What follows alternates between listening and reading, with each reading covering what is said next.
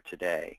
I saw it on the internet with nationally known science educator Robert Krampf, aka the Happy Scientist. Robert has delighted thousands of science students over the years with his Happy Scientist website and subscription. So I'm delighted to give you this opportunity to dialogue with Robert and get his views on a very important topic, junk science, and how to tell it from the real thing. Before we get started, I'd like to remind you that the co-op, as you might expect, has the best deal on the planet for a Happy Scientist subscription. I'm guessing that many of you already have a subscription, but in case you don't, I just want to show you how you can get one if you're interested, and how you could get some smart points by telling your friends. So on the co-op website, you would just go to the Science and Technology section, and there's Robert right there. And you'd click on his beard. You have to click on his beard, and you get, just kidding, and you get to our offer page where you can save 33% on the Happy Scientist. Or if you prefer, you can go, Robert would be happy if you went and bought it directly from him for $29.95, but you can get it for $19.95 through the co-op. Also, while you're there, I just want to point out that you can tell your friends and earn some smart points. So if you, for everybody, whether you have Happy Scientist or not, this is true on many co-op web offer pages, you can do a sign-in just like I'm doing, because we have to find out what your smart points ID is. And then we give you a link, and you can share that link with your friends. And if they come and join, you'll get 300 smart points. And if the first time they buy something from the co-op, you'll get 500 smart points, roughly $5 of purchasing power. And you'll be sharing a really, really great program with them, the Happy Scientist. So with no further ado, I'd like to turn things over now to Robert. And as I said before, you can censor your questions as you like. We won't start answering, though, until we get to the Q&A, and then I will moderate the questions. And I'm sure Robert has agreed to hang on a few minutes after the hour, so hopefully we'll get most or all of your questions answered. So, Robert, I'm going to push a button here, and it's over to you.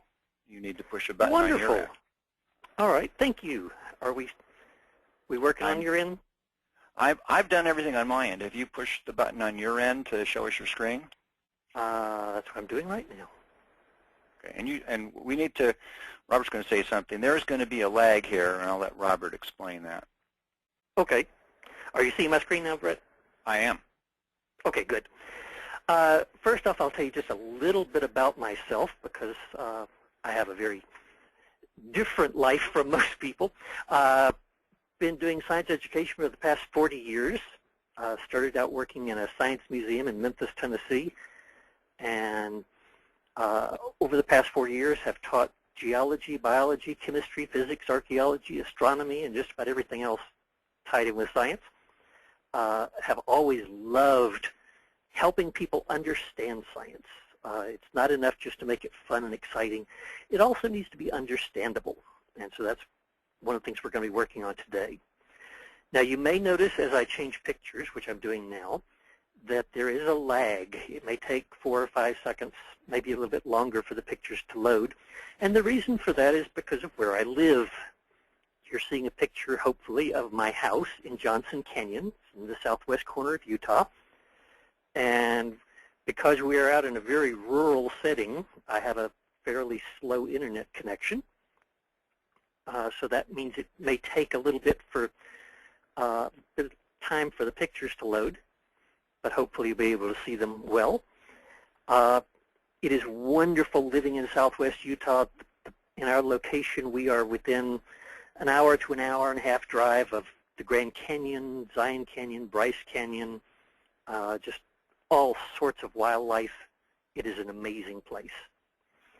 But for today, we are going to be talking about how to tell the difference between junk science and real science.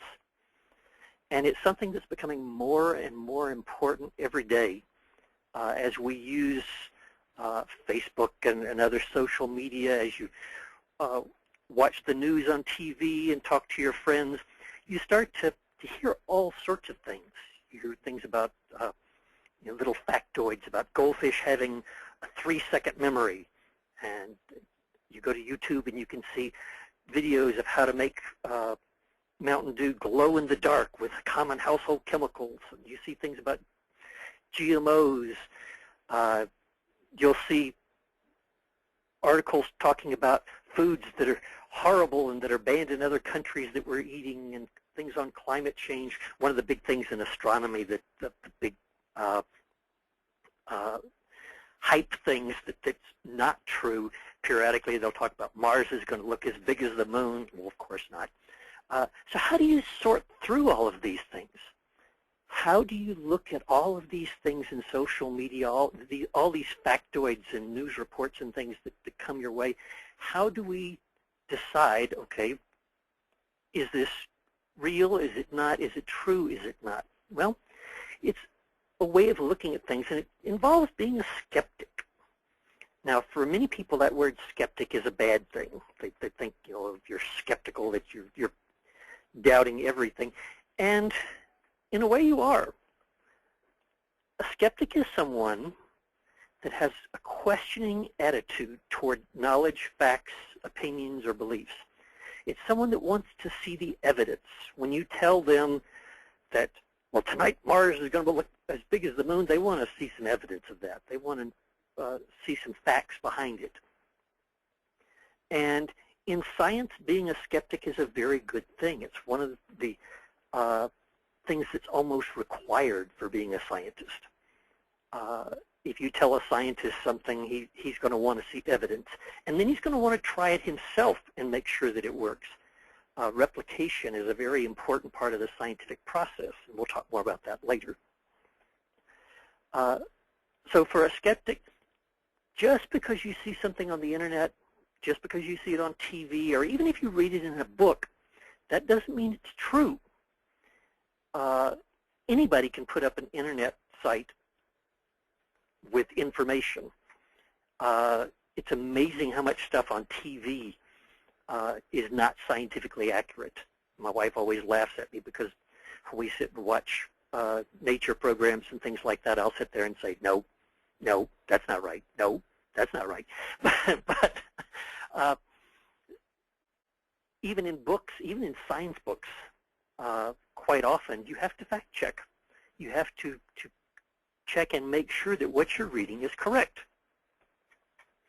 So let's go through a couple of them, and we've got some simple polls put together. I've got some things here, and some are true, some are not, and I want you to tell me whether they're true or not. So the first poll will give you a yes or no answer.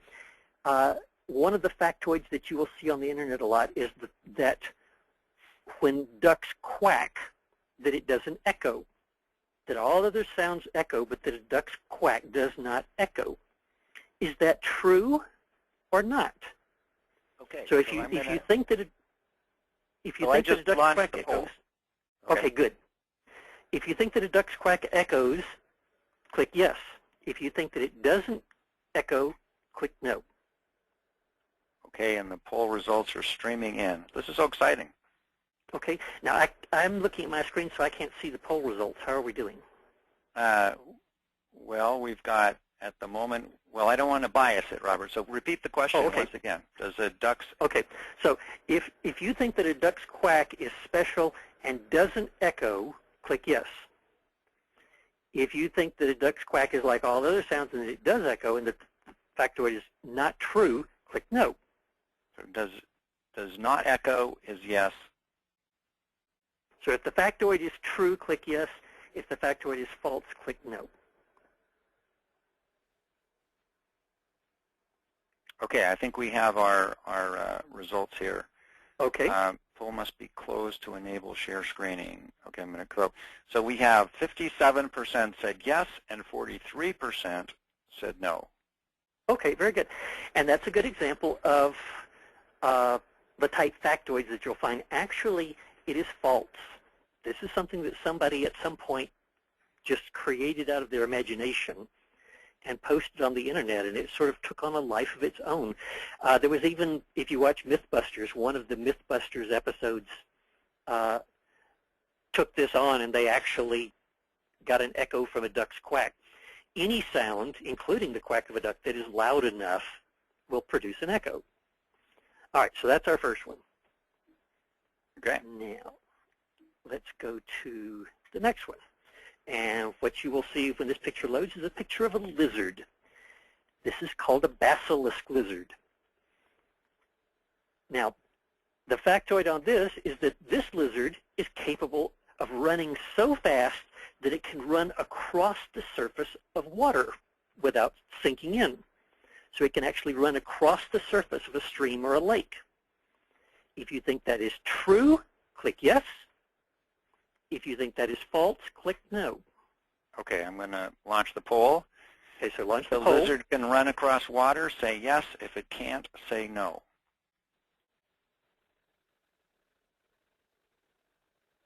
Okay, our audience is a little more sure on this one. Okay. But I'm still going to, I don't want to bias anybody, so let's let all the votes come in. Don't bias it. No. If the lizard can run on water, say yes. If it cannot run on water, say no. Okay, it looks like things have settled down. I'm going to close the poll. We're 72% say yes, and 28% say no. Excellent. This is a basilisk lizard, and it can indeed run across the surface of the water. It has very large back feet and very powerful back legs, and when it's running very fast for short distances, it can't do it for a long distance, but for short distances, it can actually run fast enough that it can stay above the surface of the water and run across the water. It's a way that it escapes predators. All right, let's do another one. Okay. And when this one loads, you should see a picture of a creature that some people call a harvestman and some people call it daddy longlegs or granddaddy longlegs.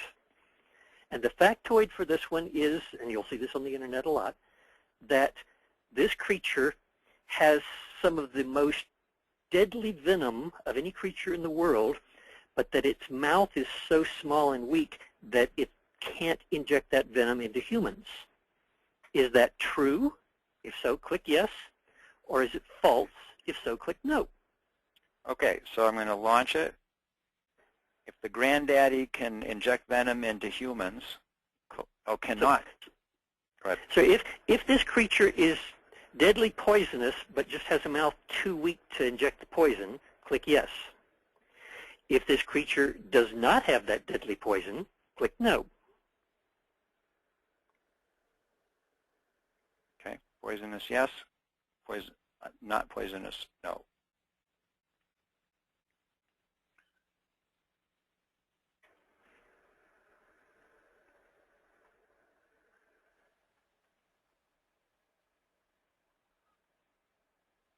Okay, it looks like it's settled down, and the answer is 35% say yes, and 65% say no. Very good. Okay. In this case, the answer is no. In spite of what the internet sites and rumors say, first off, this is not a spider. It's a separate group of arachnids, and it has no venom at all.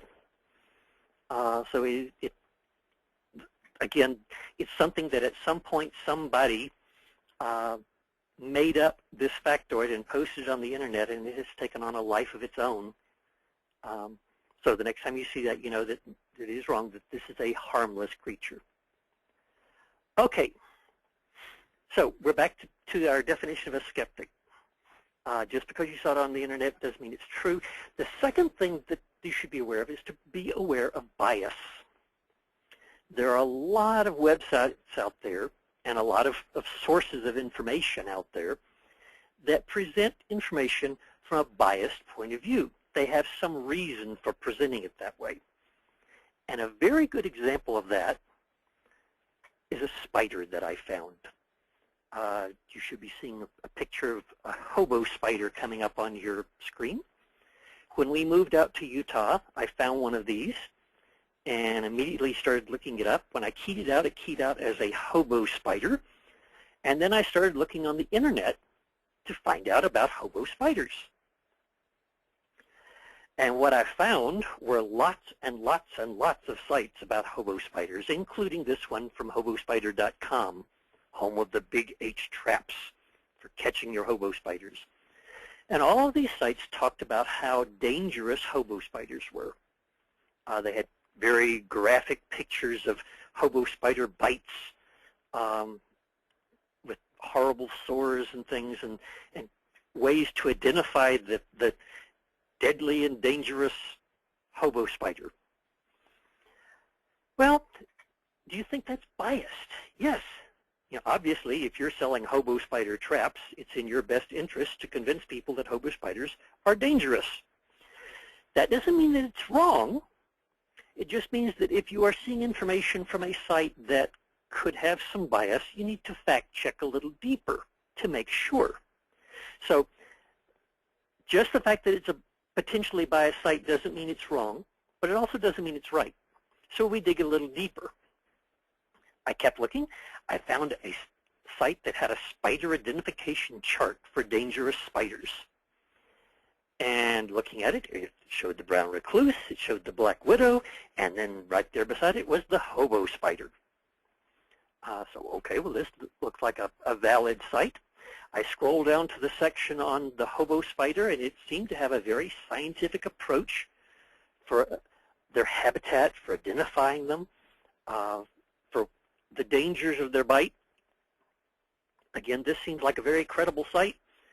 And then you scroll down to the bottom of the page, and you find out that, once again, this is from a pest control company that's wanting you to hire them to come out and get rid of your hobo spiders.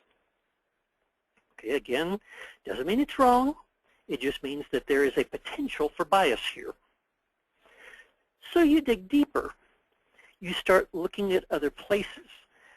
If you want to fact check something, look for articles that are on science-oriented sites. Look for websites that are put up by museums, by universities. Look for some of the big-name science sites like National Geographic that have that reputation of credibility. So if you find something on National Geographic about hobo spiders, it's probably going to be accurate. As I went looking for museum articles on hobo spiders, I found this one from the Burke Museum that debunked a lot of it. It explained that hobo spiders are only found in a very limited area. On this map, this is an older map from 2002, they have extended further down into Utah, into our area, but for most of the country, there are no hobo spiders. It went through detailed information on how difficult it is to identify a hobo spider and the fact that all of the information about the bites of hobo spiders is a myth. And it traces back to one scientific article. So if you want to know, if you really want to fact check something, the place to look are in peer-reviewed scientific articles, scientific journal articles. And a very easy way to find that is through Google Scholar. Many people aren't aware that Google has a totally separate search engine just for scientific articles. But if you go to Google and look up Google Scholar, it'll take you there. And that shows you here, I did a search for hobo spider, and it pulled up 3,370 scientific research articles on hobo spiders. And if you start reading through them, you very quickly find out that the vast majority of them are saying that all of those reports of hobo spider bites are inaccurate. One of the things I really like about Google Scholar, if you look on the right side, you'll see some links. There will be one that says PDF from usu.edu and PDF from cfp.ca. Those are links to free copies of the article. Many scientific journals charge for access to their articles. But if you look at those links on the right, that will actually take you to a copy of the article that you can access for free. And that's a very important thing, especially if you're on a budget. Now, when you get to the actual article, be prepared. It's going to be very technical. And there is an entire art to learning to look at and read these scientific journal articles. But there are things that you can look for very simply. You don't have to understand the entire thing. Just the abstract at the top will give you the basic information. It'll tell you basically what they were investigating and what they found. And if you read that abstract very quickly, you find out that what they found was that the venom from the hobo spider is not harmful to vertebrates. So it is not harmful to people or to other things. It's a very interesting articles. When you're looking at a scientific article, you always want to look at the conclusions, because usually they will say something like, well, this gives some evidence but is not conclusive. They may tell you, we thought this would happen, but it didn't. You also want to look at the sample size and how many people or how many objects or experiments they did. Because the bigger the sample size, if they're testing 100,000 people, that's much more valid than if they tested 10. So you always want to look at the sample size. The next thing in being a skeptic is to beware of single studies. Always look for replication. And I said before, this is important in science. When somebody does a study, especially if it's a revolutionary, groundbreaking study, the first thing other scientists want is to recreate it. If you remember a couple of years back, one of the things that they bumped into with the big CERN particle accelerator is one group of scientists said that they had found particles that were moving faster than the speed of light, and it caused a huge uproar in the scientific community because it just was going to revolutionize the science of physics. Well, when other scientists started trying to replicate that, they were not able to replicate it. They couldn't do it. It didn't come out the same. And so that helped them track down the error in the original study and correct it. And they found out that the particles were not, in fact, moving faster than light. But again, you have to watch for those single studies. If you dig through all of the scientific journals and all the scientific studies that have been done, you can probably find a single study that will support anything, one side or the other of any debate.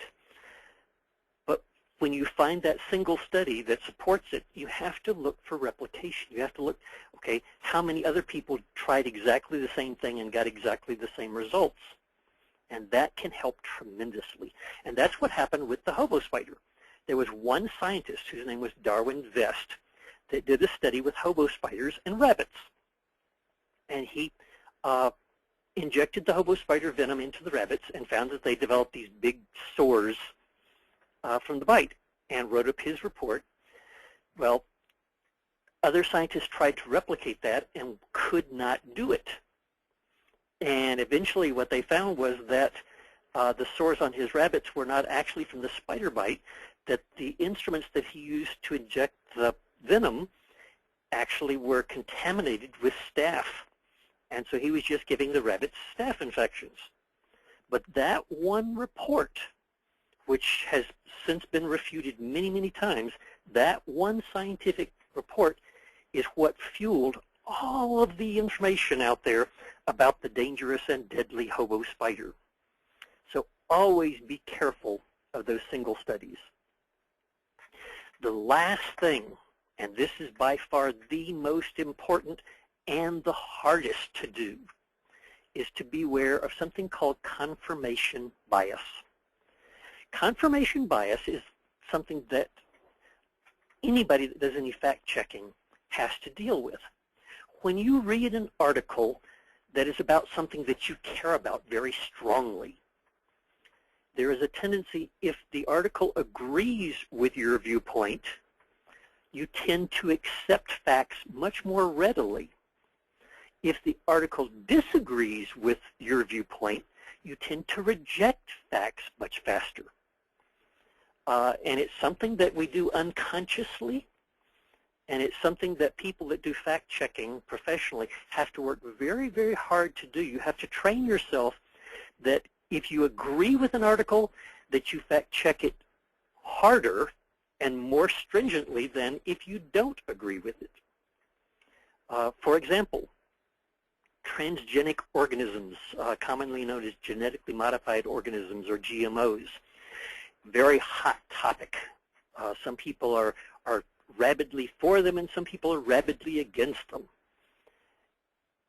No matter which side you're on, if you take somebody that is very, very strongly for GMOs and somebody that's very, very strongly against GMOs and have them read the same article, they will come away with very different feelings about that article. They will be critical about different points and they will accept different points. And that is because of confirmation bias. And it's something that affects a broad range of topics. Anything that's controversial, climate change, evolution, nuclear power, Common Core, it doesn't have to be science-oriented, the Common Core, even homeschooling is something that is subject to confirmation bias. As a homeschooler, you know how effective homeschooling can be. But think about all the people, I'm sure you've run into people that had never tried homeschooling that immediately thought, oh, that's just not good. If they come in with that confirmation bias that homeschooling is not good, then they're going to reject parts of it that you know are valid. Well, the same thing applies to all of these other topics, to anything that you are very, very passionate about. So if there is a topic that you feel very, very passionate about, pay very, very close attention to fact-checking articles that agree with you. And I know that's hard to do, but it's something that will make you much, much better. One of the things I tell people, one of the quickest ways to convince people that a cause is bad is by putting out arguments out there that are not valid. So make sure before you pass something along, make sure that you fact check it to see, okay, is this valid? Does this really support, scientifically support my point or my cause? All right, let's skip these. We'll come back to these in a minute. If you want to know, because we're running short on time, if you want to know more about fact-checking, if you go to my website, thehappyscientist.com, my blog is free access, so it's open to everybody. Once you get to the website, in the top left corner of the home page, you will find my blog. Click on the blog and scroll back through the articles. I did a 4-part series on I Saw It on the Internet that goes into a lot more detail of how to fact-check what sources, things like Snopes.com, which is an excellent source for fact-checking. When you talk to people about Snopes, some people will say, well, they're biased. Well, one of the nice things about Snopes is that they always post links to original articles and original information. So it's very easy to fact-check them and find any bias if it's there. And always fact-check everything, especially if it's something that you care about. Whether you see it on my site, on a news site, whatever, fact-checking is never a bad thing. It's always a good idea to really, really look at those facts, to really dig into them. Okay, now, Brett, do you want to throw it up for some questions? Well, I'm probably like a lot of other people. I saw those slides that you buzzed past that looked incredibly interesting.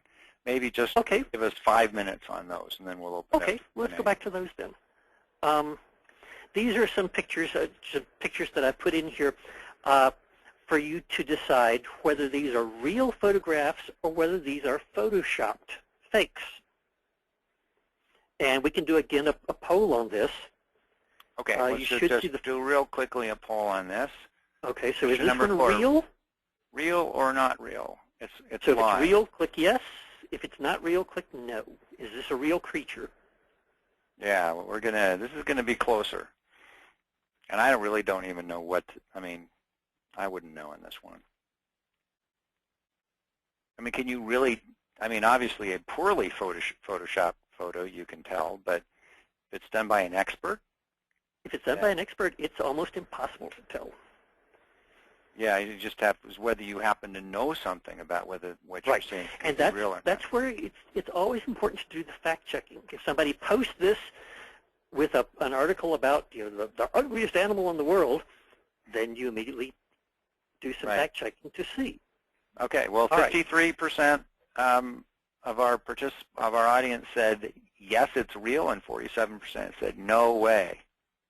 Okay, this is a real creature. It's called a blobfish. It's found in the oceans off the Philippines. And this is an actual real photograph of what it looks like. Oh, Catherine out in our audience knew what it was. Oh, good. She answered correctly. Excellent. Okay. So this is not Photoshop. This is an actual picture. Okay. Okay. Here we are at the next one. I don't even know if I... Okay, we're just going to put it out there. Does anybody think... I'm not going to say it. Is there real or not real? Oh, thank heaven. Nobody thought it was real.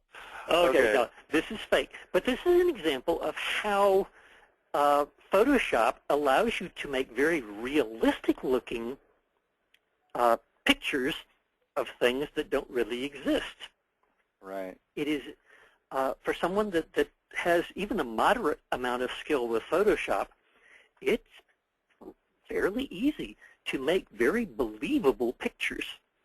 And while this one obviously is not real, there are a lot of pictures out there that are Photoshopped. You can take a celebrity and Photoshop them into a picture of you in minutes. Right. So it's always important to fact check this sort of stuff. All right. Here's the next picture. Is this one real or not? Okay, I'm going to take a look first. Okay, here we go. Real or not real? The audience is not so sure on this one. Okay, so get your votes in. I think we're there. 65% say yes, and 35% say no. Okay, this is a real photograph. Wow. It's a creature. It's a creature that's almost microscopic. It's called tardigrade. It's a little smaller than the point of a pin. They are found every place. They're found in lakes and ponds. They're found in the grass in your backyard. They are the most incredibly adaptive creatures. They can survive for years with no water at all. They can survive in boiling water, in hot springs that are so acidic that it would damage your skin if you put your hand in it. They've even found that they took some to space and exposed them to vacuum for weeks, and they survived it. They can survive high levels of radiation. They are just, you always hear about, if there's ever a nuclear war, that the cockroaches will inherit the earth. Well, tardigrades are going to inherit the earth because they are just seem to be able to live in almost any climate. But they are real creatures, amazing creatures. Is that a mouth that we see on that, Robert? Yes, that's its mouth. Mm-hmm. Wow, and apparently nothing that we would call eyes. No. Okay. All right. Okay, so is this going to be another yes or no? This is another yes or no. Is this real? This is a picture of me with big sparks of electricity. Okay, so did sparks of electricity come out of your fingers? That's the question. Is that really a picture of me with sparks coming off my fingers, or is that Photoshopped? Okay, the poll is live. Okay, we're neck and neck here.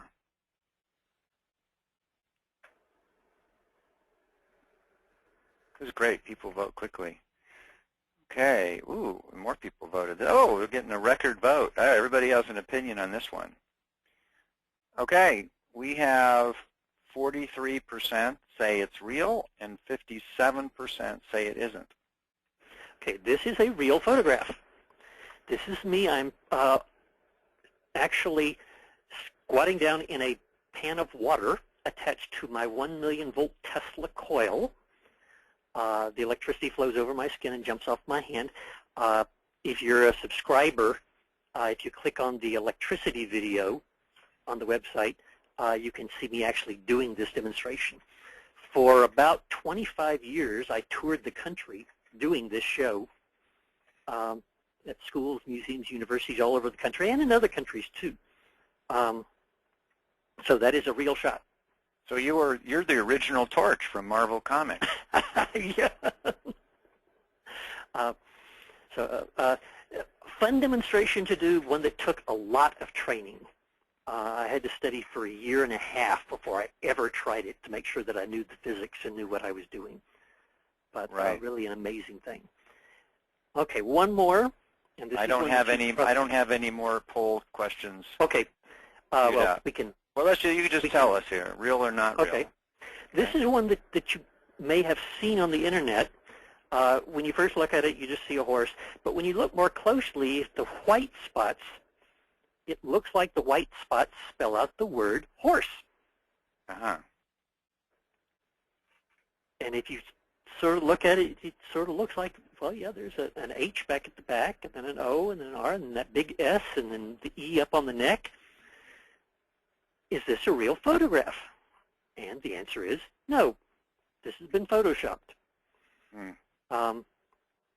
If you go to Snopes.com and type in horse, this one will come up, and they show you the original photograph and then show you the photoshopped one. Okay. But this, again, is an example of things that people put up just for the fun of it. Oh, Ginger, that's my old horse. Okay, well, I don't think you need to tell us on this one. I don't think we need to tell on this one. But again, it's another example right. of This how you can Photoshop. And if you look at the kids carefully, you can find the places where they've actually cut and pasted things together to make the long dachshund horse. Well, this is one where they're definitely not trying to deceive us. It's just for fun. Right. Okay, just so let's open up to the questions. And while people are, Jamie's already in with a great one, but while everybody else, you are collecting your thoughts, oh, that's definitely real. While you all are collecting your thoughts, remember on your screen on the right-hand side, there's the GoToWebinar control panel, and there's a section questions. You can type in your question and get it submitted. It'll pop up on my screen, and I'll read them to Robert, as they come in. And while you're getting your thoughts together, I have a question for you, Robert. Okay. I thought it was great, what you were saying about being a skeptic and how you go about sort of trying to get to the bottom of things. But boy, it sure seems like a lot of work you have to go through. It is a lot of work, but it gets easier with practice. But it's so easy to pass things along. If you're going to pass things along on Facebook, you see something on Facebook and you say, oh, that's a cool fact.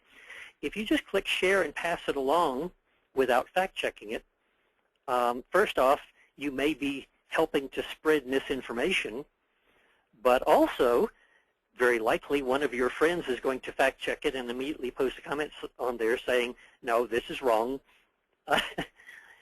Right. Here's the link to the right information. So it can help you avoid some embarrassment as well. Well, I just want to add my own story, if I may, because I think it sort of is part of the answer. Is you do it if you have doubt, or especially if you're going to be passing it along.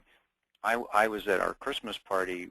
One of our guests, I'm not going to say who, but he quoted a prominent politician, a nationally known politician, as having said something, and it was a quote. And I said, oh, that doesn't sound right. Are you sure? And he nodded, and some other people at the party nodded in agreement that this politician had said that. And I just didn't buy it, right? So I went online and did your kind of search, and sure enough, by digging deep and deep and deep, I found what the politician had actually said. And what he actually said when he was quoted as having said it, it was one key word had been removed. Mm-hmm. And that one word really completely changed the meaning of what he'd said. But it was making the rounds with that one word removed. People were repeating it. So that was, I think, a good example of the kind of thing you're talking about. And I did not embarrass myself by passing on that misinformation. Well, good. And again, with practice, once you get used to thinking that way, you can fairly quickly craft a search on Google or Bing or whatever to track down if something has been misquoted or if a fact has been bent or invented. Right. And the more you do it, you learn. I learn an incredible amount just by fact-checking things. You learn things you never knew. Would you recommend that people just stay on websites that they believe are reputable? You know, like many people would say, well, it's Encyclopedia Britannica, it's probably correct, or something like that. Probably, but again, even then, if you see something that makes you go, that shocks you or surprises you, anytime, even if it's from a reputable source, if something just really surprises me, I always want to backtrack and fact check it. Okay. Because anybody, my site, anybody can make a mistake. Right. Well, we have some questions. Good. So, and I love Jamie's question right here. She asks, can you provide some source articles or peer-reviewed journals to verify that the microscopic creature, and she was referring to the little thing with the vacuum cleaner nose, out, I don't remember the name of it, Robert, that creature is real. Yeah, can you provide any articles or peer-reviewed journals to back up the existence of that creature? Oh, I'm sure I can. Probably not right off the top of your head, but if you do, well, hold on. Let me switch over to Google real quick. And yeah, show us how you would do it. All right. Can you see my screen with Google? Not yet. We're going to give it 5 seconds to come out of Utah and get to the rest of us. There it is.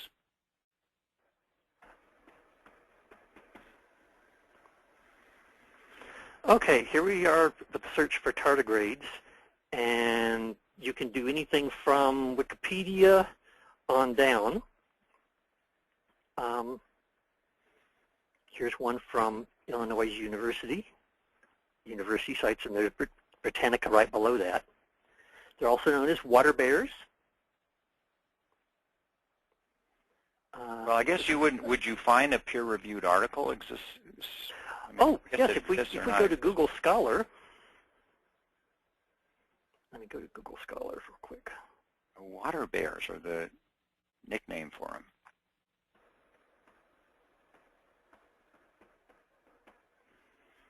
And do a search for tardigrade. There are 3,150 journal articles out there on tardigrades. Okay. Telling you everything from, now these are going to be specific articles, so they'll be talking about anything from, let me see, tardigrade-dominated ecosystems in Antarctica, radiation tolerance in tardigrades, fossil evidence of tardigrades.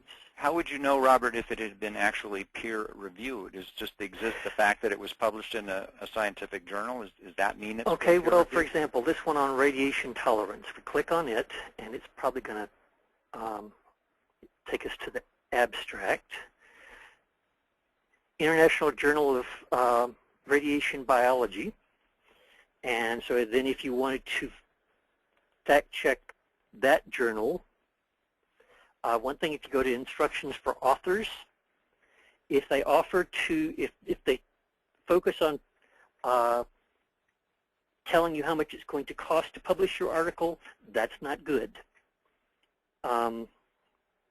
There are pay-to-publish journals out there, and you have to be very careful of those because they will look like a real journal, but you can find, if you start looking in their instructions to authors, you'll find that anybody can get an article published just by paying their fee. You look for citations. So you would look, for example, at the citation alert. Look for if other articles have cited this article, that's a very good sign. Does that mean it's peer-reviewed? That doesn't mean it's peer-reviewed, right, though. Right. Okay, but it's a good sign. Okay. Yes. Generally, again, if it's very specific, Internal Journal of Radiation Biology is pretty specific. And if we copy that and do a Google search,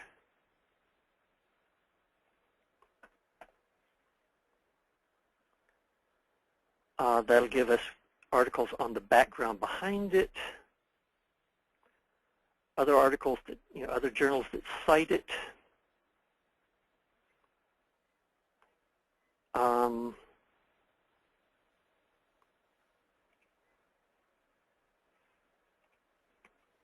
So that's pretty good evidence that it's a valid journal. But yes, that can be a challenge. Right. More and more, and again, sites that are biased, it is not unusual to find biased articles published on pay-for-publishing journals. Okay, so just because it looks like a scholarly journal doesn't mean it's peer reviewed. Doesn't mean that it is, right. Okay, well that's a good fact to know. Let's get back to the questions. We had a few other on the tardigrade, so let's just hit those while we're seeing them. Sure. Mary wants to know if the tardigrade carries diseases. No, not any that people can catch. Okay. Or not that we found anyway. Okay. Scientists, one of the things to watch out for when you're fact checking, that's a good point to bring up. Anytime you see an article that says scientists prove something, immediately your fact-checking alarm should go off. Science does not prove things. In science, you get things that are confirmed. For example, right now, there are no known diseases that tardigrades can transfer to people. That doesn't mean that someplace down the line somebody's not going to discover one, that something's not going to change.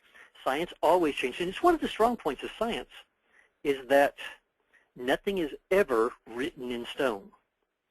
Nothing is ever just permanent. Science changes as new discoveries, as new facts. Look at an astronomy book now, and Pluto's no longer listed as a planet.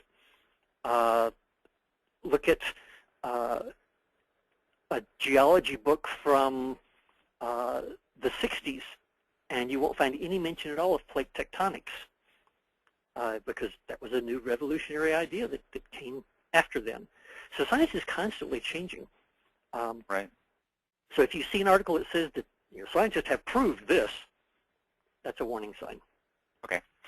And then quickly, Willow wants to know, and then we'll be done with the tardigrade, how was the tardigrade discovered? Somebody sat down with their microscope and just started looking through. If you look through pond water from your local pond or ditch or water puddle, you've got a chance of finding one.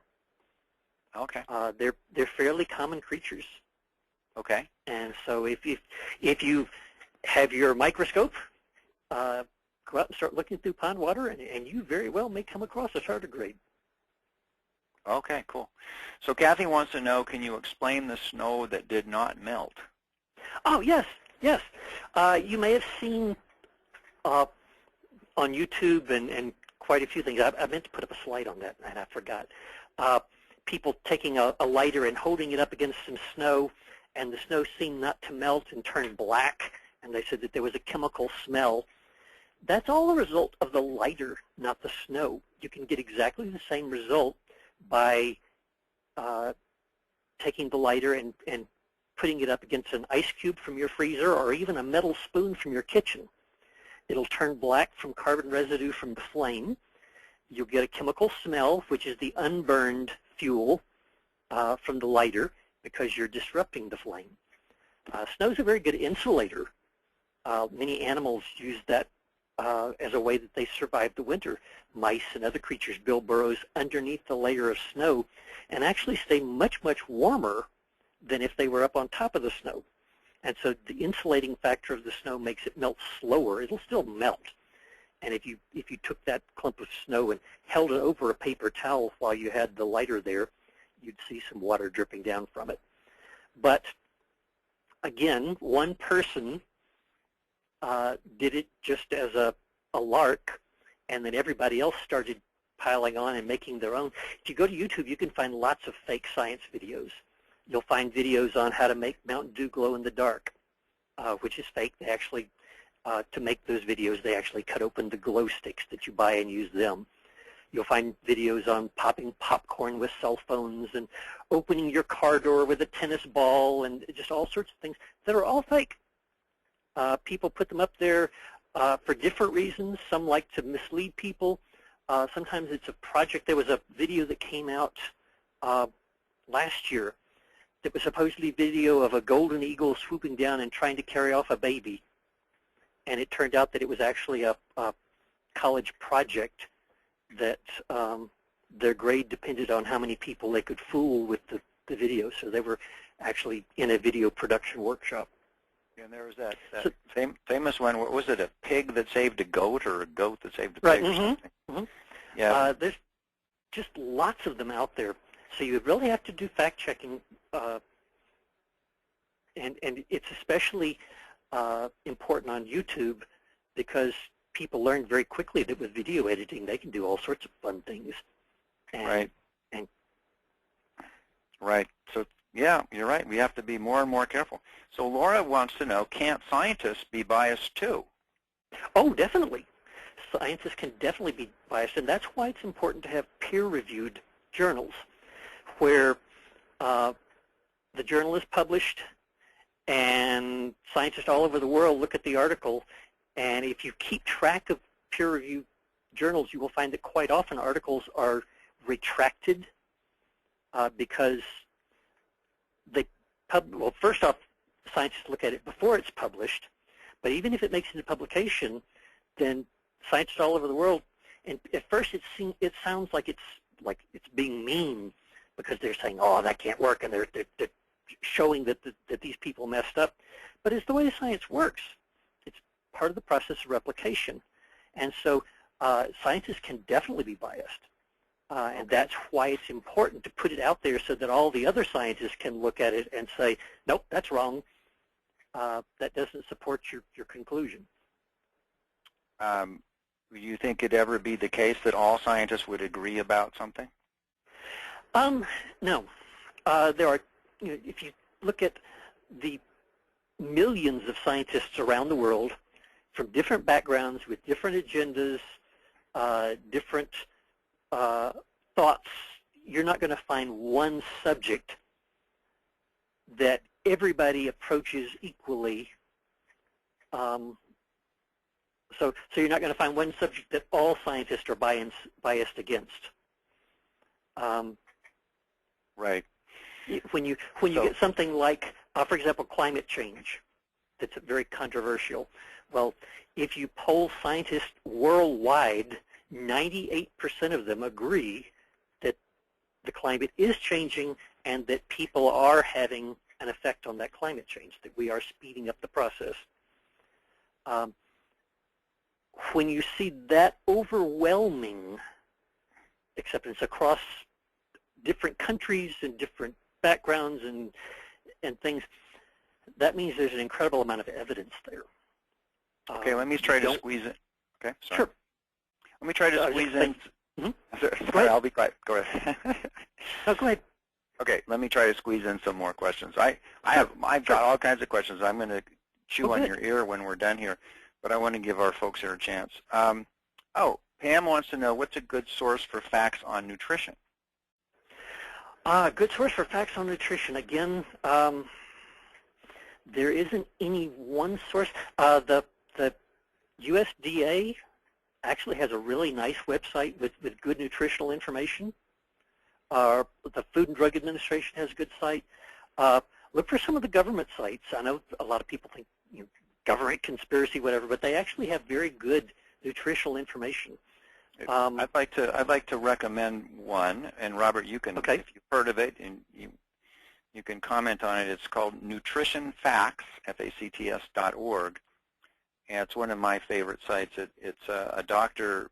Greger who basically spends most of his time reviewing the scientific research and presenting video abstracts, basically. He Oh, gets cool. to the bottom of the research. He summarizes it for you. He does it very kind of, he has a great sense of humor. And he does it like I'll have to look that up. so like in 1 or 2 minutes. So instead of you sitting and trying to pour through a scientific journal, you can see one of Dr. Greger's videos. So that's nutritionfacts.org. Valerie Roberts has asked, I think it's a good idea that you go back to the slide on the definition of a skeptic. So we could all be looking at that instead of this Informa website while we go through the rest of the questions. What are your thoughts about, Sandy wants to know, what are your thoughts about all the diet fads that come and go? That's something that ties back in with single studies. One of the things that you notice if you pay attention to the news is that this week all the news media is saying coffee is good for you, it helps your heart.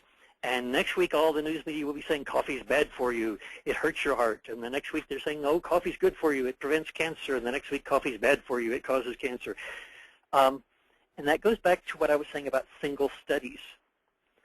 When one single study comes out testing the effects of coffee or chocolate or a certain diet or whatever, when one study comes out, everybody jumps on it. And again, everybody says, well, scientists prove that coffee hurts your heart. Well, no. One study concluded that coffee hurts your heart. So you go to that study and you look and you see, okay, how many people did they test and how stringent were their testing criteria and how strictly did they control the variables, and all the background. And then you look for other studies. And what you find is that with most of the fad diets, they are either based on a single study or based on no study at all. Sometimes they're just based on somebody that says, well, this makes sense to me, so this should be a diet. So do your homework before you launch on any diet. Before you make major life decisions, do your homework. It's worth taking the time to do some fact checking, and especially being aware of that confirmation bias before you make major decisions. Right. Okay, Willow would like to know, what was the band wrapped around your hand in the picture of the electricity coming out of your fingers? With the okay. The sparks, when they jump from you, are hot. As that spark jumps through the air, it's about 5,000 degrees Fahrenheit. And what you see on my hand is actually one of the copper scrubbing pads like you get to scrub your pots with. It's made out of that copper mesh. And I get those and I unroll them, and it makes a very nice glove to put over my hand. And it just gives a place for the electricity to jump. As long as it's flowing over my skin, it's very high frequency and very low amperage, even though it's very high voltage. So it's not harmful. But when it jumps to or from my skin, it's hot, and so it would make a little pinpoint burn. That's why I stand in the water, because that gives a good contact to get the electricity onto my skin, and that's why I use the glove to get it off my skin. Okay. Sherry wants to know, is there such a thing as a thunderbird? From Cohen in Saskatchewan. Is there such a thing as a thunderbird? Well, the thunderbird comes from Native American mythology. There's not actually a creature that I've ever heard of that has the common name thunderbird. But it's from Native American mythology. It was thought that was what caused thunder. But no, there's no actual bird that's based on. Okay. Another question, this one from Pam, asking about a good source for health and medical info. Again, look for the big names. Mayo Clinic is a good one. They have lots and lots of information on health and medical information. And they have a very high reputation, so they work hard to make sure that they've fact-check things before they post them on their site. Cleveland Clinic? Mayo Clinic. Yeah, I know, but I mean, there's also the Cleveland Clinic, which is Cleveland Clinic. Oh, yes, yes. Kind of up there with the. Look for the big names. Okay. And so I'm going to try to rush through quickly because I want to. Sure. we've got 5 more minutes. I want to see how many of these we get done. Okay. Stephanie wants to know, and I'll bet you other folks would like to know, is where you got the picture of the blobfish, and not just the blob, but when kids are working on projects and they want to get an interesting picture of something. Do you have any suggestions? Yes, there are a lot of stock photo companies. Now, it depends on what you're using the picture. If you're using it just for personal use, you can just copy it off the internet, as long as you're not using it commercially or anything. But there's a company called iStock that I use that has very inexpensive copyright-free photos. So for a couple of bucks, you can get a photo that you can use like on my website or in videos and things like that. So iStock, CanStock. If you just do a Google search for stock photography, you'll find a lot of them. Okay. Jamie wants to know, if a book is published by a well-known, reputable publisher, isn't it supposed to be fact-checked by their editors? If they include footnotes and sources, is that sufficient to be believable? Okay, it's supposed to be. That doesn't mean it is. And there are several things to look for on that. First off, especially with science books, look at the date that it was published. Because if it was published 5 years ago, depending on the subject, a lot of it may be out of date.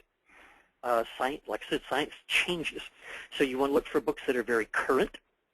You also, even if it's from a reputable author, a well-established author, even if it's from a very credible source, if something just strikes you as, I don't know about that, fact check it.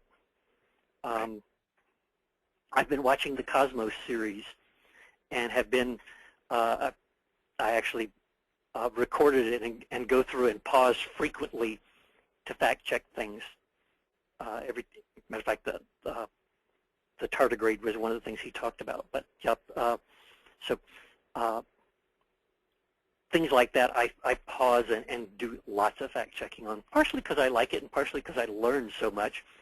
But even with the big names, you occasionally find mistakes, things that don't match up with the information. Okay, a couple of folks, namely Jamie and Simone, want to know your opinion about Wikipedia. Is it, do you consider it a reliable or valid source?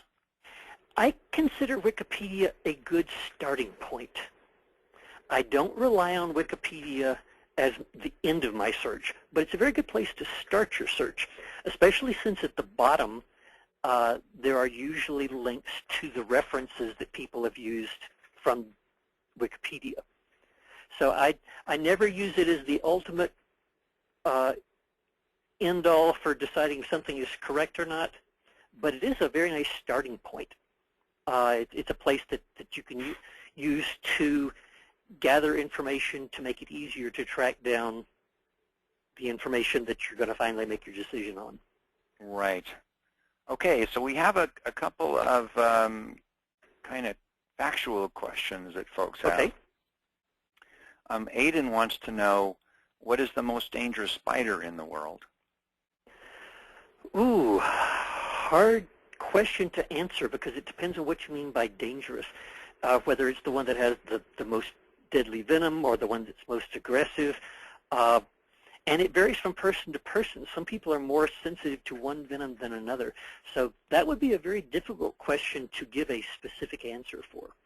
And the answer that I've just given you is the sort of answer that you're going to get from scientists. That's how you can tell a scientific answer when they don't want to pin themselves down to absolutes. Well, it depends. It really does depend. It does depend. That's a good answer. So, for example, a black widow, which is the one that everybody is so horrified of, is not deadly for most people. It's very rare for someone to die from it. It's a very painful bite. But it varies from person to person. If you happen to be personally sensitive to it, it could be fatal. But then again, if you're personally sensitive to a peanut, that can be fatal too. Okay, back to another question about this little tardigrade, is it called? Tardigrade. Tardigrade, yeah. Is there anything that kills the tardigrade? Shauna wants to know. There are, if you chop it up into a lot of pieces, that will kill it. There are certain chemicals that are toxic to it, but they are very, very hard to kill. I mean, they're very resistant to. They're just amazing creatures in the environments that they can grow in. Have you done a video on it? I have not. I've been looking for one out here, and I haven't found one out here since I started the microscope series. I'm hoping this summer to travel to some of the different ponds around here and try and find one, because I'd love to put one in to do a video just on them. Well, I think if this group is any indication, it's sparked a lot of interest. Bettina wants to know, what is ferro fluid? F-E-R-R-O fluid. Oh, ferro fluid it's actually a liquid that's got lots of tiny little particles of iron mixed in with it, and it's somewhat viscous, sort of like pancake syrup in thickness. And because it has all the little particles of iron suspended in it, it's magnetic. And so if you expose it to a magnetic field, the blob of fluid will actually change its shape to reflect that magnetic field. Ah. And they do all sorts of fun things with them. If you look up on YouTube for ferro fluid, you can find people that have taken speakers, since a speaker uses magnetic fields in it, and they put the ferro fluid on top of it, and as it plays different notes, then the blob of fluid changes to different shapes. Listen, Robert, I need to, we're past the promised time. We have maybe some more questions. You want to give it another 5 minutes? We can give it another 5 minutes. Also, if I don't get to your question, or if you think of a question later on, if you want to email me a question, I'm always glad to get email questions. You can email it to Rob, that's R-O-B, at Krampf, that's my last name, K-R-A, M as in Mary, P as in Paul, F as in Frank.com, or you can go to the website, and there's links there with the member support at Krampf.com or the happy scientist at Krampf.com, any of those. But you're always welcome to email me questions. You don't have to be a subscriber. And I'm always glad to get questions. I get some of my best ideas for videos and science photos and things like that out of people's questions. Okay. So, let's take some more. Let's take 5 more questions, and then and you all heard it, a very generous offer. If we don't get to your question, just send Robert an email. And okay, let's see where. I love this from BC. Is it true that no 2 snowflakes are the same? Excellent question. It depends on what level you look at it. I mean, it is definitely possible for there to be 2 snowflakes that are exactly the same, but snowflakes are shaped by their pathway as they fall. As that little bit of ice begins falling, the temperature and the humidity level of the air around it controls how it grows. So as it falls through different temperatures and different humidity levels, it will take on different shapes. It would be very, very unlikely for any 2 snowflakes to take exactly the same pathway through the air. And even if they did, the first snowflake would have picked up some of the moisture, so the humidity would be very, very slightly different. So it is very, very unlikely for there to be 2 snowflakes that are exactly identical, but it's definitely a possibility. There's no scientific law that says that they can't. Okay. Kathy wants to know, did they really used to put a kind of poison in Etch-a-Sketches? I don't know. Okay. And that's another thing that you'll hear scientists say a lot. I don't know. But now we know your strategy for researching, so somebody could find out. Yes, definitely. And okay, go ahead. So I don't know. It wouldn't surprise me if there was something toxic in the original Etch-a-Sketch, but I don't know. Okay. And Catherine asks, if I'm in a science class, can I fact check my teacher or just take their word for it? That depends on your teacher. It's always a good idea to fact check your teacher. Now, whether you interrupt your teacher and correct him that's a different thing. It's always a good idea to fact check your teachers. I fact check a lot of teachers. Matter of fact, I have teachers There are several teachers that email me every day with questions, and I Right. spend a lot of my time saying, no, that's not right. Because teachers are human just like anybody else, and they are subject to the same misleading information. If a teacher reads something, especially in a textbooks, I do lots of fact-checking of textbooks, and it is very, very rare to find a textbook that doesn't have major science errors in it. Partly because the science changes and the textbooks don't keep up with it, and partly because there are a lot of misconceptions out there that just get passed from person to person to person.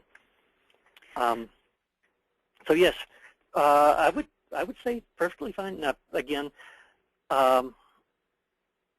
depending on the personality of your teacher, you may not want to. Definitely, I wouldn't stop in the middle of class and say, "Oh, excuse me, that's wrong." But you could, after class, ask your teacher, well, I found this on the, this shows a different information from what you gave me. So there are tactful ways to approach that. But yes, definitely, fact-checking teachers and textbooks and things is an excellent idea. Okay, 2 more questions. Willow, can you name some of the websites you do use as some of the main parts of your science references? Where do you go when you want to get facts? When I want to get facts, depends on what, for each different subject, I have different sources. For example, if I'm looking for something on birds, Cornell University has a marvelous site on birds that gives just huge amounts of technical information and is a great source for little tidbit facts that I can use in my science photo of the day. So for each different area, if I'm looking for reptiles, it's a different source. If I'm looking for insects, there's whatbug.com. There's lots of different sources. I've also got a huge library. Our house looks like a public library because there are so many bookshelves between my wife and I. Every room has stacks and piles of books. And so I do a lot of research that way. And again, a lot of it's technical journals, and a lot of it's just popular science books that may or may not be correct. Okay, and last question from Shelley. When people are very passionate about something, how would you go about presenting them with fact-checked evidence that contradicts their beliefs? That is tough. That is very tough because you've got to get past their confirmation bias. Generally, the way that I approach that is by, first off, being very respectful of their beliefs.